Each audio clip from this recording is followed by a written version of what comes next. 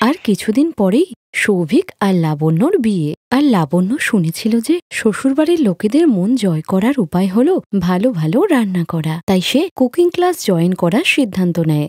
আরে লাবণ্য বৌমা, শুনলাম তুমি নাকি কুকিং ক্লাসে যাচ্ছ? হ্যাঁ মা, ভাবলাম তোমাদের সবাইকে ভালো রান্না করে খাওয়াবো। আরে বাহ, আমার বৌমা তো দারুণ বুদ্ধিমতী। এবার তুমি বাড়িতে এসে আমাদের সবাইকে দারুণ রান্না করে খাওয়াবে। এবার তাড়াতাড়ি বিয়েটা করে বাড়ি আসো, আমরা সবাই তোমার জন্য অপেক্ষা করছি। হ্যাঁ মা, আর কিছুদিন পরে লাবণ্য মনে অনেক স্বপ্ন নিয়ে শ্বশুরবাড়ি আসে। আর সে সঙ্গে করে শ্বশুরবাড়িতে প্রথম দিন রান্না করার মেনু নিয়ে আসে, যেখানে লেখা ছিল কি কি রান্না করতে হবে। কি গো, এটা কি? আমি প্রথম দিন রান্নাতে কি কি বানাবো তার মেনু। তবে তো আগে আমায় শুনতে হবে, তুমি কি কি বানাবে? শাহী পনির, মালাই কোপ্তা, লুচি, মাংস আর রসগোল্লা। বাবা, খুব ভালো। আমার জিভে যে এখনই জল চলে এলো। আর একটু অপেক্ষা করো, আমি এক্ষুনি রান্নাঘরে গিয়ে তাড়াতাড়ি বানিয়ে আনছি। এরপর লাবণ্য রান্নাঘরে গিয়ে দেখে সবচেয়ে দরকারি জিনিসটাই সেখানে নেই।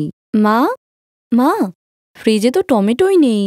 বৌমা, তুমি কি জানো টমেটো 200 টাকা কেজি? তাই জন্য আমি তো ওটা কিনিই না। দাঁড়াও, আমি এক্ষুনি পাশের বাড়ি থেকে অর্ধেক টমেটো চেয়ে আনছি। অর্ধেক টমেটো? কিন্তু আমি যা যা বানাবো তাতে তো 8-10টা টমেটো লাগবে। 8-10টা? থাক বৌমা, তুমি টমেটো ছাড়াই তরকারি করো। কিন্তু মা, শাহী পনির, মালাই কোপ্তা এসবে টমেটো না দিলে তো স্বাদটাই আসবে না। অত চিন্তা করো না তো, বেশি করে পেঁয়াজ দিয়ে তরকারি করো, আমরা সবাই ওটাই খেয়ে নেব। লাবণ্যর ভীষণ ইচ্ছা ছিল সকলকে দারুণ খাবার খাওয়াবে, কিন্তু টমেটো না থাকায় তাকে বাধ্য হয়ে টমেটো ছাড়াই সব রান্না করতে হলো। আর 2 ঘন্টা পর সে যখন সবাইকে খাবার খেতে দেয়। লাবণ্য, সকালে খাবারের নাম শুনে জিভে জল চলে এলেও এখন খাবারটা খেয়ে অতটা ভালো লাগছে না। ঠিকই বললি না বাবা, আমিও ভেবেছিলাম আজকে একটু ভালো মন্দ খাবো, কিন্তু আসলে বাবা, রান্নাঘরে অর্ধেক জিনিসই ছিল না, আর টমেটো তো ছিলই না। এমন ব্যাপার নয় বৌমা, টমেটো ছাড়াও তরকারি সুস্বাদু হয়। আচ্ছা, কোনো ব্যাপার নয়, তুমি কালকে ভালো তরকারি করো, কেমন?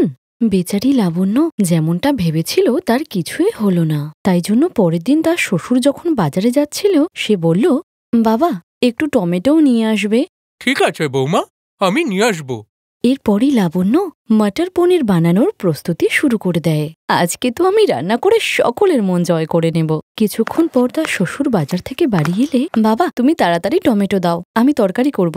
বৌমা, টমেটোর দাম যে অনেক বেশি, তাই আমি আনতে পারিনি। আমি তো প্রথমেই বলেছিলাম টমেটো অনেক দামি, কিন্তু টমেটো ছাড়া আমি তরকারি রান্না করব কেমন করে? আরে বৌমা, পেঁয়াজ, আদা, রসুন দিয়ে করে ফেলো, আমরা খেয়ে নেব সবাই। কিন্তু মা, এমন তরকারি খেতে কারো ভালো লাগবে না। বাকিটা তোমরা বুঝে নাও, আমরা তো সবভাবেই খেয়ে নি। এরপর লাবণ্য মটর পনির বানিয়ে তো ফেললো, কিন্তু সে ভালো করেই জানতো এটা কারোরই পছন্দ হবে না। আর সেটাই হলো। এই মটর পনিরে তো একদম স্বাদ নেই। হ্যাঁ রে, সেটাই তো। আমি তো বলেছিলামই যে টমেটো ছাড়া তরকারি ভালো লাগবে না। বৌমা, কাল তুমি এমন তরকারি করো যাতে টমেটো না দিলেও সুস্বাদু হয়। এরা টমেটো আনবে না, আবার তরকারিও সুস্বাদু খাবে। টমেটো ছাড়া তরকারির কোনো স্বাদই হয় না। আর যার কারণে লাবণ্য তৈরি করা খাবার কারো পছন্দই হতো না। কিন্তু পরের দিন লাবণ্য তৈরি করা শাহী পনির খেয়ে সবাই আঙুল চাটতে থাকে। সত্যি বাবা, বৌমা, আজ তো তোমার রান্না অতুলনীয় হয়েছে। সত্যি বৌমা, তরকারিটা তো আজকে দারুণ হয়েছে। কি জাদু দিয়েছো তুমি এতে আজ? তেমন কিছু নয় মা, শুধু 200 টাকা কেজির টমেটো দিয়েছি। আর টমেটো দিয়ে সবার যখন এত ভালো লেগেছে, তবে কাল থেকে আমি টমেটো দিয়েই তরকারি রান্না করব। এ ভগবান, 200 টাকার টমেটো! বৌমা, তুমি টমেটো ছাড়াও তো দারুণ রান্না করো, কি গো, তাই না? হ্যাঁ বৌমা, আর এমনিতেও এই ধরনের খাবার একটু ভারী হয়ে যায়। তুমি যদি আমাদের জন্য হালকা কিছু বানাতে, তাহলেও খেয়ে নিতাম। ঠিক আছে, যেটা তোমরা বলো। এরপর থেকে লাবণ্য টমেটো ছাড়া তরকারি বানালেও সবাই দারুণ খুশি হয়ে খেত, কারণ সবাই বুঝেছিল যে খামতি লাবণ্যের রান্নায় নয়, টমেটো ছাড়া তরকারিতে। আর সুস্বাদু রান্না খেতে হলে দামি টমেটো তো কিনতেই হবে।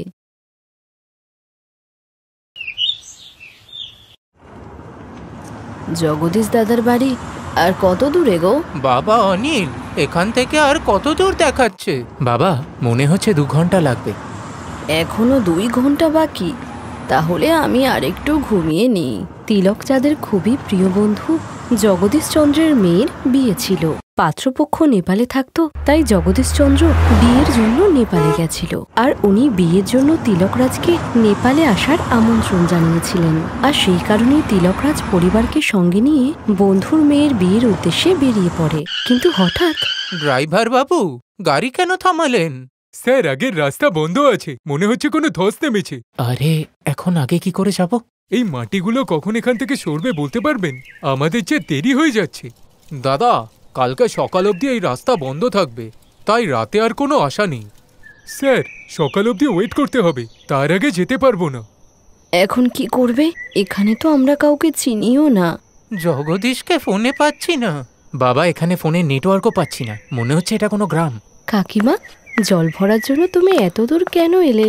আমিই নিয়ে চলে আসতাম। আরে গীতা মা, তুই একা কত জল ভরবি? আর এই বাহানায় আমার একটু হাঁটাও হয়ে যায়। খুব জল তেষ্টা পেয়েছে। মা, একটু শুনবে? একটু জল দেবে?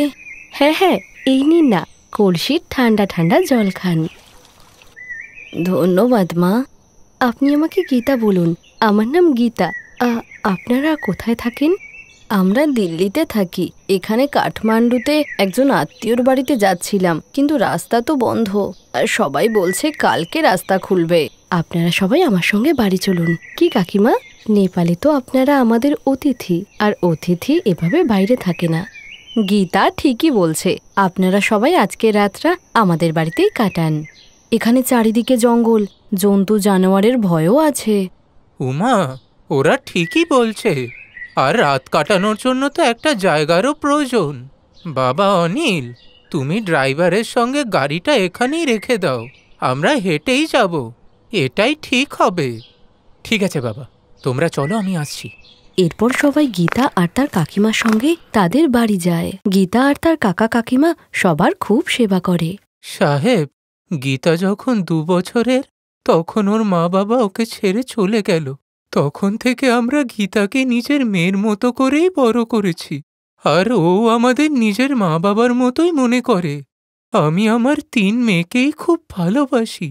এখন গীতার বিয়েটা হয়ে গেলে আমি আমার আর 2টো মেয়েরও বিয়ে দিতে পারি। কোনো ছেলে কি পছন্দ হয়েছে? না না দিদি, ওই খুঁজছি আর কি। আমরা তো গরিব মানুষ, অত পণ দিতে পারবো না। তবে আমাদের সামর্থ্য মতো আমাদের মেয়েকে সব দেব। এখন ভালো একটা ছেলে পেলেই আমাদের চিন্তা দূর হয়। এরপর অনিলও গাড়ি রেখে ঘরে চলে আসে। গীতা মা, আর একটা থালায় ডাল ভাত নিয়ে আয় তো। এক্ষুনি আনছি কাকিমা। এরপর গীতা অনিলের জন্য খাবার নিয়ে আসে। গীতা দেখতে ভীষণ সুন্দরী ছিল। এরপর অনিল আর গীতা একে অপরকে দেখতে থাকলো, আর বাকি সবাই কথা বলতে থাকে। আর এত আদর যত্ন দেখে উমা বুঝতেই পারছিল না যে সে একটা অন্য দেশে এসেছে। গীতা আর তার কাকা কাকিমা মিলে সকলের খুব সেবা করে। পরের দিন সকালবেলা সেখান থেকে যাওয়ার সময় উমা গীতার কাকা কাকিমাকে বলে, দিদি, গীতাকে আমাদের খুব পছন্দ হয়েছে। আমরা অনিলের সঙ্গে কথা বলেছি, ফেরার পথে আমরা আবার আসবো এখানে, আর বিয়ের জন্য আমাদের নেপালি বৌমাকে আশীর্বাদ করে যাব। সত্যি? আপনি কথা বলে মা মরা মেয়েকে খুব আনন্দ দিলেন। এরপর অনিল আর গীতা একে অপরকে দেখে হেসে ফেলে। তারা যে একে অপরকে পছন্দ করে ফেলেছিল। আর কিছুদিন পর বক্রতুণ্ড মহাকায় সূর্যকোটি আর এভাবেই উমা নিজের বাড়িতে নেপালি বৌমা নিয়েই আসে। আপনার নেপালি বৌমা তো খুব সুন্দর দিদি। তুমি একবার ওর হাতের ডাল ভাত আর রুটি খেয়ে দেখো, আঙুল চাটতে থাকবে। এখন আমার নেপালি বৌমা রান্না করছে, তাই তোমরা নেপালের ভালো ভালো খাবার খাও। গীতা বৌমা, যাও সবাইকে খাবার দাও। হ্যাঁ মা, এক্ষুনি দিচ্ছি। এই বলে গীতা সকলকে নেপালি খাবার খেতে দেয়, যা খেয়ে সকলের তো ভীষণ ভালো লাগে। আরে বা বৌমা, তোমার মাথায় তো সত্যি মা অন্নপূর্ণার আশীর্বাদ আছে। দারুণ খাবার বানিয়েছো। এই নাও, এটা আমাদের তরফ থেকে তোমার উপহার। আমরা এর আগে কোনোদিন নেপালি খাবার খাইনি। আজকে তোমার হাতে নেপালি খাবার খেয়ে সত্যি দারুণ মজা হলো। সবার মুখে গীতা নিজের প্রশংসা শুনে খুব খুশি হয়। আর এদিকে উমাও ভীষণ খুশি ছিল, কারণ একজন সুন্দরী আর সংস্কারী বৌমা তার বাড়ি আলোকিত করে তুলেছিল। উমার নেপালি বৌমা বাড়িতে আসতেই সব দায়িত্ব এত সুন্দর করে নিয়েছিল যে উমার আর কোনো চিন্তাই ছিল না। আর গীতাও ভীষণ খুশি ছিল, কারণ শ্বশুরবাড়িতে এসে সে মায়ের মতো একজন শাশুড়িকে পেয়েছে। Thanks for watching.